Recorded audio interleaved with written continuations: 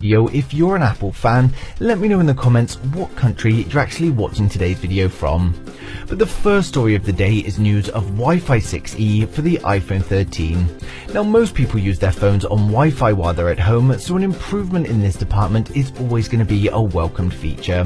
Thanks to a new report from MacRumors, we have more weight to the fact that the iPhone 13 is coming with Wi-Fi 6E. Now, Wi-Fi 6E brings with it higher performance, lower latency and faster data transfer. It also utilizes the 6 GHz band and provides a lot more airspace beyond the already popular 2.4 and 5 GHz bands. Now, MacRumors have stated that it is coming and that Skyworks are going to be the main supplier for the amplifier. Now, next up, we've got even more news about Touch ID coming to the iPhone 13, and not only that it's going to be coming, but it's going to be an in-display fingerprint scanner. We've been hearing a lot on this, and it's now been backed further by Mark Gurman and Jon Prosser. There's prototypes out there that have both Face ID and Touch ID, and when it comes to the Touch ID, they're reportedly going to be using an ultrasonic scanner, which is both faster and more secure. We have new reports from Wall Street Journal as well as Ming Chi Kuo, and they're all predicting this now, so it seems very likely that in-display Touch ID is going to be one of the key features for the iPhone 13. Now, in current times where Face ID has become somewhat problematic due to masks, it's also the best time for Apple to be introducing this. They can backtrack on their previous statements about Face ID being the only biometric needed, and this gives iOS users the best of both worlds.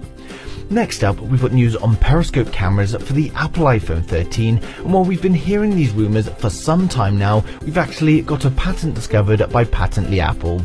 The patent shows a design of a folded camera to allow for zoom without quality loss, and the patent also shows that the lens system is going to be independent from the light folding elements, and it's also going to include an aperture stop and lens element with a refractive power mounted in a lens barrel.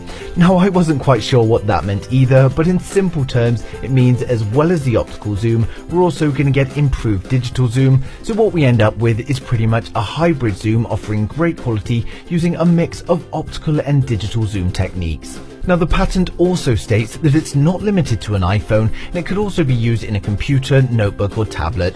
Now, a larger optical zoom might be useful for some people in a tablet, but probably not many, and I mean, who in their right mind needs large optical zoom on their laptop or computer? But of course, this is just a patent, so it might not be for the iPhone 13, as the launch isn't too far away, and although the iPhone 13 is reported to be coming with a periscope lens, it could be a slightly different approach to this patent, and this could just be for a future model. But as soon as we get some more solid information, I'll be sharing straight away. When it comes to 120Hz on the iPhone 13, it's still looking like it's happening, although nothing new has cropped up this week. So although there's nothing to share with you today, we're still strongly expecting 120Hz on both Pro models of the iPhone 13. But overall, it's great news for those of you that are waiting for the iPhone 13. It's coming with the specs we want, and it's also coming on time. For those interested, we're now going to run through the full specs, design and the expected pricing for the whole of the iPhone 13 series. For my regular viewers, you guys have already seen this bit, so just jump to the next video. But if you are new here, then don't forget to hit subscribe, and we're going to get right into it. So to start with, we've got the entry-level model, the Apple iPhone 13 mini. It's expected to be a 5.4-inch iPhone with an OLED Super Retina display. It's expected to have a resolution of 2340 by 1080, and this is going to give us 465 pixels per inch. It's very unlikely for high refresh rates on the lower models, so expect a 60Hz display, but we should be seeing this shorter notch. With Apple continuing to prove that huge amounts of RAM are just not required, it should be equipped with 4 GB of RAM and a choice of 64, 128 or 256 storage. We're expecting another aluminium frame to reduce the cost, although again the body should be looking similar to that of the Pros, and the iPhone 13 mini is going to come with dual cameras on the rear, consisting of a 12 megapixel wide angle and a 12 megapixel ultra wide, and it will of course ship with iOS 15. For those that want the 4 GB of RAM with 64 GB of storage, it's likely going to launch at a price of around $700. For 128 GB, it should be around $750, and for the 256 GB, it should be around $850. Next up, we've got the iPhone 13. The iPhone 13 is going to have a 6.1-inch OLED display with a resolution of 2532 by 1170, and this gives us 460 pixels per inch. Again, we only expect this model to be having a 60Hz display and no LTPO technology, but again, it may have a smaller notch. We expect 4 gigs of RAM along with a choice of 64, 128 or 256 storage, and the phone should have an aluminium frame. We're expecting a 12 megapixel wide angle and a 12 megapixel ultra wide, giving us another dual camera setup, and the phone is going to ship with iOS 15.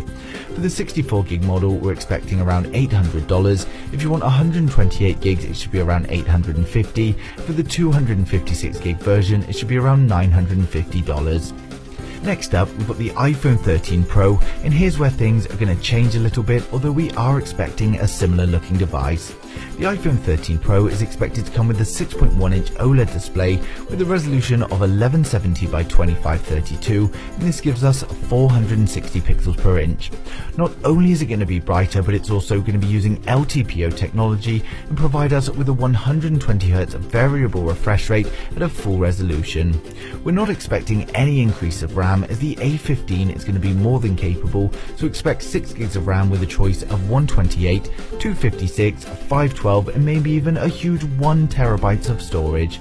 Because this is the more premium model, we also expect another still frame, and on the iPhone 13 Pro we should be getting a quad camera setup. This is going to be a 12 megapixel wide angle, a 12 megapixel ultra wide, a 12 megapixel telephoto and a LiDAR sensor. The phone will of course ship with iOS 15. When it comes to pricing, we do expect some small price increases with this new display technology, so we're estimating that 128 gigs may be around $1,050. For 256 it could be around $1,150, for 512 it could be $1,350, and if the 1 terabyte happens, then we could expect a whopping $1,550. Now finally, we've got the most premium model, the iPhone 13 Pro Max.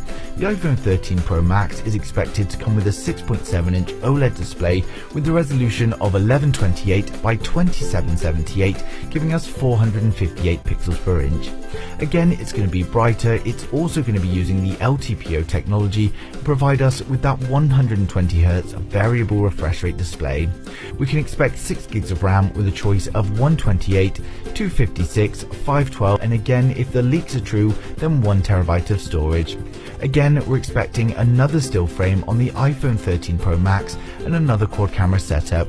Again, this will be a 12 megapixel wide angle, 12 megapixel ultra wide, a 12 megapixel telephoto and the LiDAR sensor. Now the phone is of course going to ship with iOS 15.